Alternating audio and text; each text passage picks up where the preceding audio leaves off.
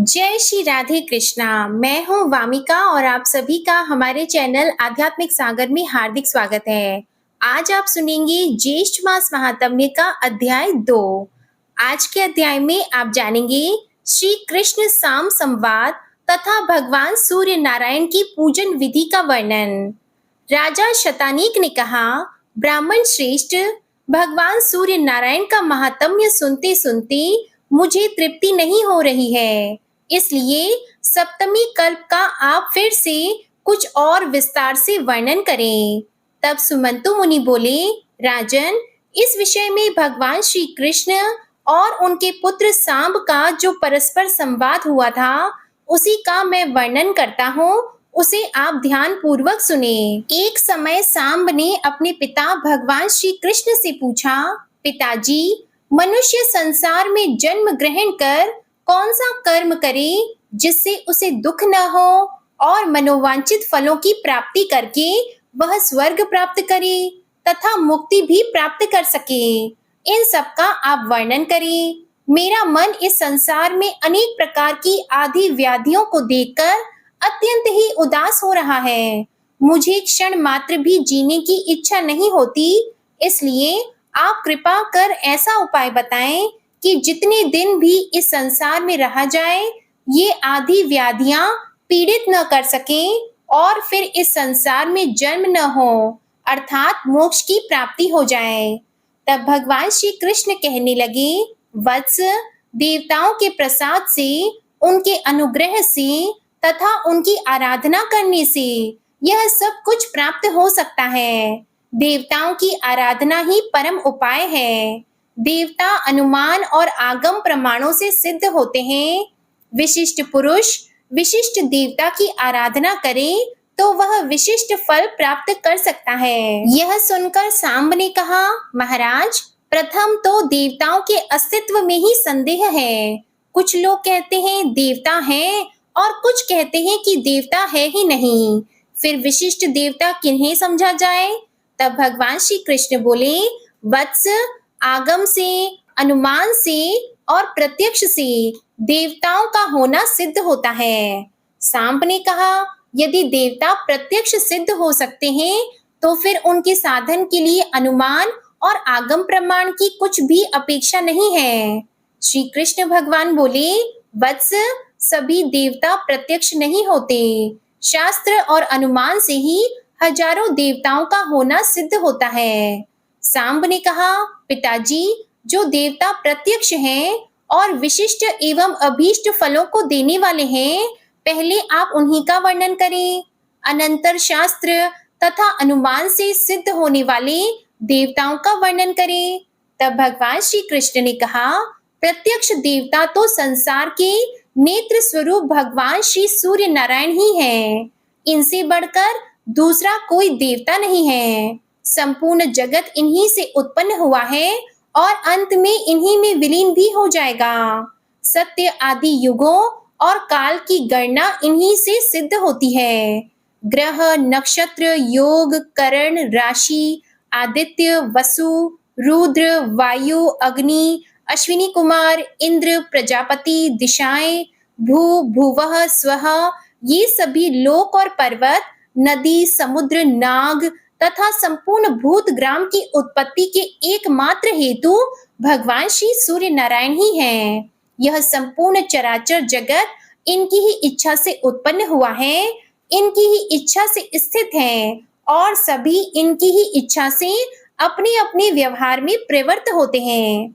इन्हीं के अनुग्रह से यह सारा संसार प्रयत्नशील दिखाई देता है।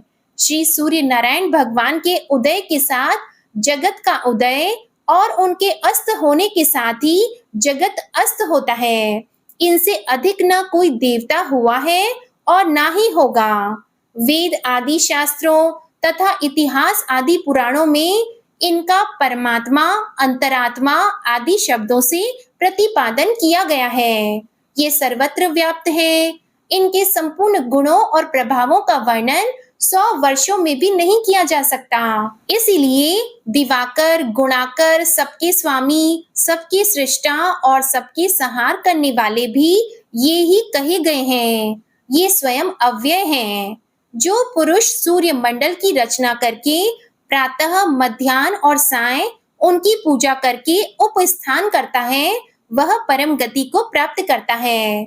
फिर जो प्रत्यक्ष सूर्य नारायण भगवान का भक्ति पूर्वक पूजन करता है, उसके लिए कौन सा पदार्थ दुर्लभ है? जो अपनी अंतरात्मा में ही मंडलस्थ भगवान सूर्य को अपनी बुद्धि के द्वारा निश्चित कर लेता है तथा ऐसा समझकर वह इनका ध्यान पूर्वक पूजन, हवन एवं जप करता है, वह सभी कामनाओं को प्राप्त करता है और अंत में इनके लोक को भी प्राप्त होता है। इसलिए हे पुत्र साम, यदि तुम संसार में सुख चाहते हो और भुक्ति तथा मुक्ति की इच्छा रखते हो, तो विधि पूर्वक प्रत्यक्ष देवता भगवान सूर्य नारायण की तन्मयता से आराधना करो। इससे तुम्हें आध्यात्मिक, आधि दैविक तथा आधि भौतिक कोई भी दुख नहीं होंगे। जो सूर्य नारायण भगवान की शरण में जाते हैं, उनको किसी प्रकार का भय नहीं होता और उन्हें इस लोक तथा परलोक में शाश्वत सुख की प्राप्ति होती है। स्वयं मैंने भगवान सूर्य की बहुत काल तक यथाविधि आराधना की है। उन्हीं की कृपा से यह दिव्य ज्ञान भी मुझे प्राप्त हुआ है। इससे बढ़कर मनुष्यों के हित का और कोई उपाय नहीं है। भगवान श्री कृष्ण ने कहा, साम, अब हम सूर्य नारायण भगवान के पूजन का विधान बताते हैं, जिसके करने से संपूर्ण पाप और विघ्न नष्ट हो जाते हैं तथा सभी मनोरथों की सिद्धि होती है और पुण्य की भी प्राप्ति होती है। प्रातः काल उठकर शौच आदि से निवृत्त होकर नदी के तट पर जाकर आचमन करें तथा सूर्योदय के समय शुद्ध मृतिका का शरीर पर लेपन कर स्नान करें। पुनः आचमन कर शुद्ध वस्त्र धारण करें और सप्ताक्षर मंत्र ओम खखोलकाय स्वाहा, इस मंत्र से सूर्य भगवान को अर्घ दें तथा हृदय में मंत्र का ध्यान करें एवं सूर्य मंदिर में जाकर सूर्य भगवान की पूजा करें। सर्वप्रथम श्रद्धा पूर्वक पूरक, रेचक और कुंभक नामक प्राणायाम कर वायवी, आग्नेयी, महेंद्री तथा वारुणी धारणा करके भूत शुद्धि की रीति से शरीर का शोषण, दहन, स्तंभन एवं प्लावन करके शरीर की शुद्धि कर लें। अपने शुद्ध हृदय में भगवान सूर्य की भावना कर उन्हें प्रणाम करें। स्थूल सूक्ष्म शरीर तथा इंद्रियों को अपने अपने स्थानों में उपन्यस्त करें। ओम खः स्वाहा हृदयाय नमः, ओम खम स्वाहा शीर्षे स्वाहा, ओम उल्काय स्वाहा शिखाय वष्ट, ओम याय स्वाहा कवचाय हुम, ओम स्वाम स्वाहा नेत्रताय वोष्ट, ओम हा स्वाहा अस्त्राय फट। इन मंत्रों से अंगन्यास करके पूजन सामग्री का मूल मंत्र से अभिमंत्रित जल द्वारा प्रोक्षण करें।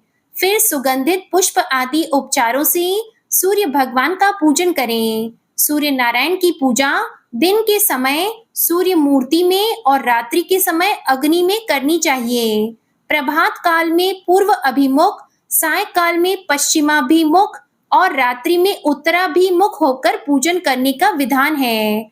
ओम खखोलकाय स्वाहा, इस सप्ताक्षर मूल मंत्र से सूर्य मंडल के बीच षट दल कमल का ध्यान कर उसके मध्य में सहस्त्र किरणों से दैदीप्यमान भगवान सूर्य नारायण की मूर्ति का ध्यान करें।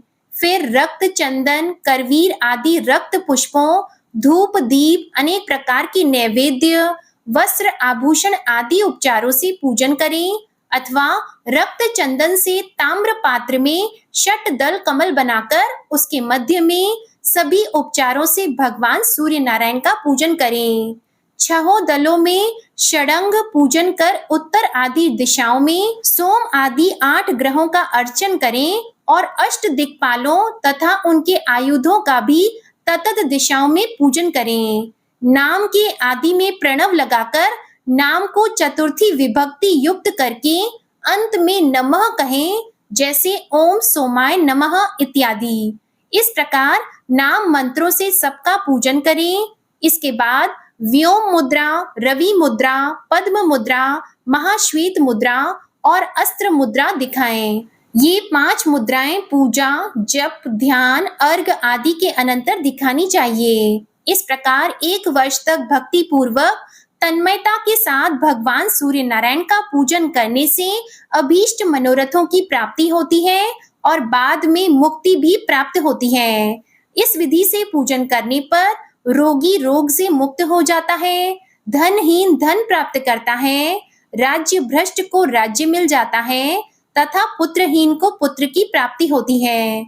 सूर्य नारायण भगवान का पूजन करने वाला पुरुष प्रज्ञा, मेधा तथा सभी समृद्धियों से संपन्न होता है और चिरंजीवी होता है। इस विधि से पूजन करने पर कन्या को उत्तम वर की, कुरूपा स्त्री को उत्तम सौभाग्य की तथा विद्यार्थी को सद्विद्या की प्राप्ति होती है। ऐसा सूर्य भगवान ने स्वयं अपने मुख से कहा है। इस प्रकार सूर्य भगवान का पूजन करने से धन, धान्य, संतान, पशु आदि की नित्य अभिवृद्धि होती है।